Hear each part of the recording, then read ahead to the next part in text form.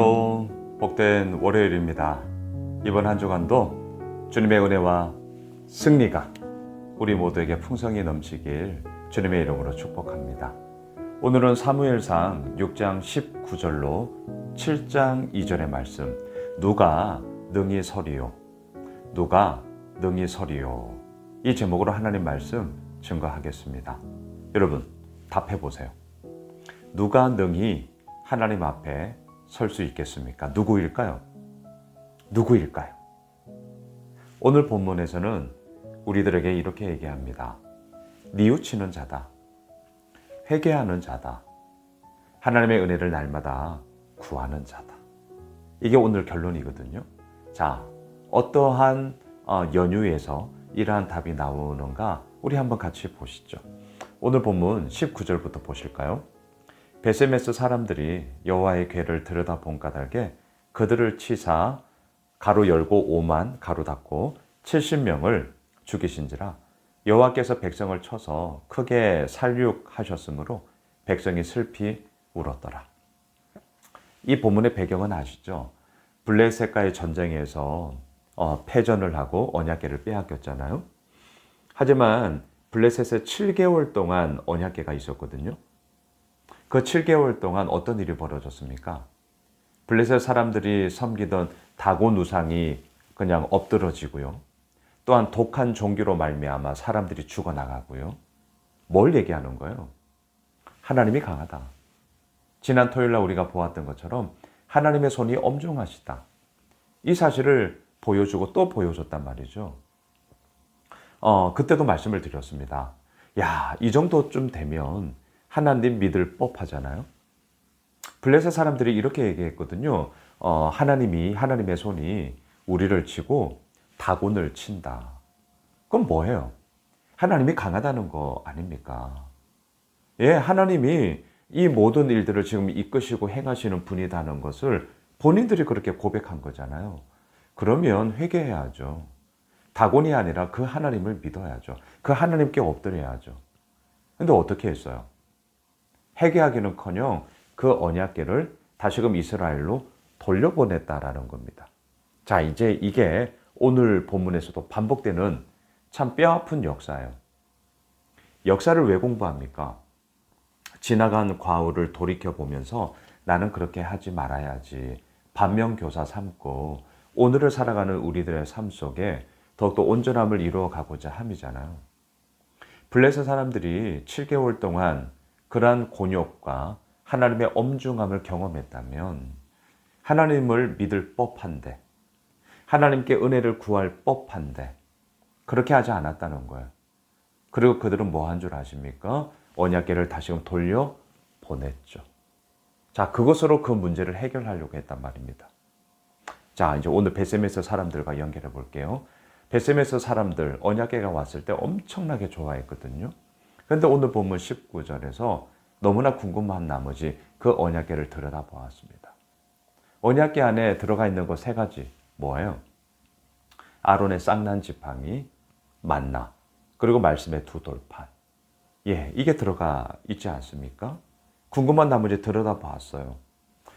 오늘 성경에서도 가로 열고 5만 가로 닫고 70명을 죽인지라 제가 개인적으로 볼 때는 5만 70명까지는 아닐 것 같습니다. 예, 70명. 하지만 여러분 70명도 엄청나게 큰 숫자죠. 난리가 나죠. 이런 사고 나면 지금 우리나라 같은 경우도 뭐 난리가 나지 않겠습니까? 여호와께서 백성을 크게 쳐서 살육을 하셨습니다. 그러니까 이 언약궤에 대한 이 언약궤는 곧 하나님의 현현, 하나님의 임재의 하나의 상징물인데 이것에 대해서 너무나도 소홀하게 여긴 거죠. 예, 너무나도 소홀하게 여긴 거예요. 그리고 이것에 대한 법도는 뭡니까? 언약궤는 실은 지성소 안에 그리고 1년에 한 번 대제사장만이 그 언약궤가 있는 지성소에 가서 하나님을 예배해야 했단 말이죠. 그런데 이제 사사시대 말이잖아요. 우리가 지난주 수요일 날 보았던 것처럼 지금 이스라엘의 형편이 어떠한지를 보셔야 됩니다. 사사기의 특징이 뭐예요? 각기 자기 속에는 옳은 대로 행하였더라. 그러니까 이 언약궤에 대한 부분에 있어서도 각기 자기 소견에 옳은 대로 행하고 있는 겁니다. 사사시대의 이 끝물이 얼마나 무능하고 얼마나 무너졌고 얼마나 정말 비참하게 무디어져 있는가를 우리로 하여금 보여주고 있단 말이죠. 자, 그렇게 사람들이 죽었어요. 슬피 울고 있습니다. 이들이 어떻게 하는 줄 아세요? 20절 보십시오. 베셈에서 사람들이 이르되 이 거룩하신 하나님 여호와 앞에 누가 능히 서리요? 자, 오늘 말씀의 제목이에요. 하나님 앞에 누가 능히 설 수 있겠냐? 그를 우리에게서 누구에게로 올라가시게 할까 하고. 자, 이게 무슨 말입니까? 70명이 죽었습니다. 큰 죽음의 이야기가 벌어진 거죠. 두려웠던 거죠. 여호와 앞에 누가 능히 설 수 있겠냐? 이 말에는 누가 능히 설 수 있는 자가 아무도 없다라는 거예요. 아무도 없다. 자, 아무도 없다. 자, 그러면서 21절. 전령들을 기럇 여아림 주민에게 보내어 이르되 블레셋 사람들이 여호와의 궤를 도로 가져왔으니 너희는 내려와서 그것을 너희에게로 옮겨가라. 블레셋 사람들과 똑같이 행하고 있죠. 이게 오늘 본문의 참 슬픔입니다. 이게 진짜 슬픔이에요. 역사의 실패의 이야기가 오늘날 또다시 반복되고 있단 말이죠. 블레셋 사람들이 언약궤를 옮겼잖아요. 하나님을 섬기다, 하나님을 신뢰하다, 하나님께 엎드리다, 하나님을 믿다가 되어야 되는데 이런 얘기는 없어요. 뭐 했어요? 그냥 언약궤를 옮겼어요. 지금 베세메스 사람들이 어떻게 합니까? 똑같이 하고 있습니다. 본인들이 잘못한 거잖아요. 슬프죠. 아프죠. 하지만 그런 과정을 통해서 하나님께 엎드리고 주의 은혜를 구하고 아버지의 글에 이루어 나아가심 속에 온전히 거해야 하는 거잖아요. 그걸 하나님이 원하신단 말이죠. 누가 능히 설 수 있으리요? 누가 능히 설 수 있어요? 회개하는 자, 돌이키는 자, 뉘우치는 자. 그가 바로 하나님 앞에 능히 설 수 있단 말이죠. 오늘 본문이 지금 우리에게 이 얘기를 하고 있어요. 그런데 베셈에서 사람들은 어떻게 해요? 옮겨요. 블레셋 사람들과 다를 게 뭐가 있어요? 예, 옮기라고 말하는 게 아니에요. 회개하라고 말하는 거예요. 돌이키라고 말하는 거예요. 뉘우치라고 말하는 거라니까요. 그런데 이들은 그런 모습 없이 그냥 옮겨버려요. 옮기면 그만이냐는 거예요. 뭐가 그만이에요? 아니죠. 그런 게 아니죠. 어떤 일이 벌어졌습니까? 우리 7장 2절로 가시죠. 궤가 기럇 여아림에 들어간 날부터 20년 동안 오래 있은지라 이스라엘 온 족속이 여호와를 사모하니라. 그리고 기럇 여아림 아비나답의 집에 이제 20년 하나님의 언약궤가 있게 되고요. 참고로 사무엘하 6장 이제 다윗이 왕이 된 이후에 그제서야 예루살렘으로 이 언약궤를 옮기는 일이 벌어지게 되죠. 자, 20년 동안 아비나답의 집에 있으면서 이스라엘 백성들은 하나님을 사모하니라. 말씀을 정리할게요. 누가 능히 서리요? 오늘 본문은 우리에게 얘기하고 있습니다. 도전하고 있습니다. 누가 능히 설 수 있습니까? 옮기는 자입니까?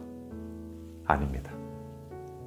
나무도 거목으로 자라기 위해서는요, 그 모진 풍파의 시간들을 다 견디면서 그 한자리에 우직하게 뿌리를 깊게 내리면서 있어야 합니다. 물론 옮길 수 있죠. 바꿀 수 있어요. 하지만 중요한 게 뭐예요? 왜 옮겨요? 왜 바꿔요? 하나님과의 관계 속에서의 더욱더 신실함을 위한 거죠. 때로는 왜 우직하게 있어요? 하나님과의 신실한 관계 맺음을 위해서라니까요. 누가 능히 설 수 있냐고요? 잊지 맙시다. 뉘우치는 자예요. 돌이키는 자예요. 회개하는 자예요. 하나님의 은혜를 날마다 구하는 자예요. 그가 바로 능히 설 수 있습니다. 그리고 아시죠? 바로 그 사람이 우리입니다. 오늘 월요일 한날 새로운 한 주간이 하나님 은혜를 구함으로 능히 하나님 앞에 서는 우리 모두가 되길 주님의 이름으로 축복합니다. 기도하겠습니다. 하나님 앞에 서겠습니다. 하나님의 은혜를 구하고요. 하나님 앞에 날마다 엎드리고요. 오늘도 이 큐티 말씀 붙잡고 한 주간을 시작하는 것처럼 그렇게 주님 앞에 날마다 서겠습니다. 하나님, 우리 세워주시고 하나님 앞에 능히 설 수 있는 자의 그 은혜의 부요함을 허락하여 주옵소서. 예수님의 이름으로 기도드리옵나이다. 아멘.